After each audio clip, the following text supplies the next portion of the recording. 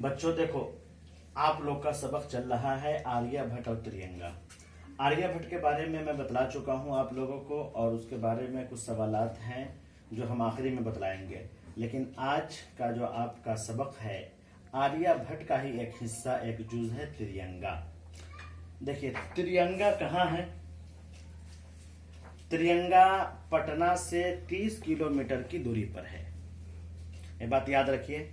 त्रियंगा किस जबान का लफ्ज है? आपके क्वेश्चन में, आपके सवाल में हमेशा ये बात आ सकती है और आपसे पूछा जा सकता है कि आर्यभट्ट ने जो अपना जगह बनाया था सर्च के लिए कि सूरज ग्रहण कब होगा, चांद ग्रहण कब होता है, वो त्रियंगा कहाँ है, त्रियंगा किस जबान का लफ्ज है, त्रियंगा पटना से कई किलोमीटर है, वो सारी बातें आ चुकी हैं। लेकिन त्रियंगा किस जबान का लफ्ज है? हिंदी जबान का लफ्ज है। त्रियंगा के क्या माने हैं?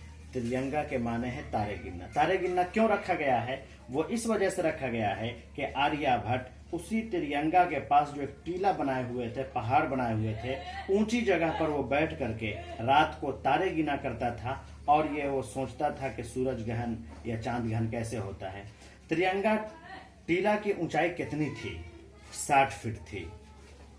अब आगे जो है आपको ये कुछ सवालात थे जो जवाबात भी मैंने बतलाए, इसको आपको नोट करने हैं और याद करना है। बाकी सूरज ग्रहण के बारे में हम कुछ सवालात आपको देना चाह रहे हैं। आप बोर्ड पर देख सकते हैं कि 21वीं सदी का सबसे बड़ा सूरज ग्रहण कब हुआ था? याद रखिएगा 22 जुलाई 2009 को। दूसरा सवाल और अहम सवाल, त्रियंगा में सूरज ग्रहण को देखने कहां कहां से लोग आए थे?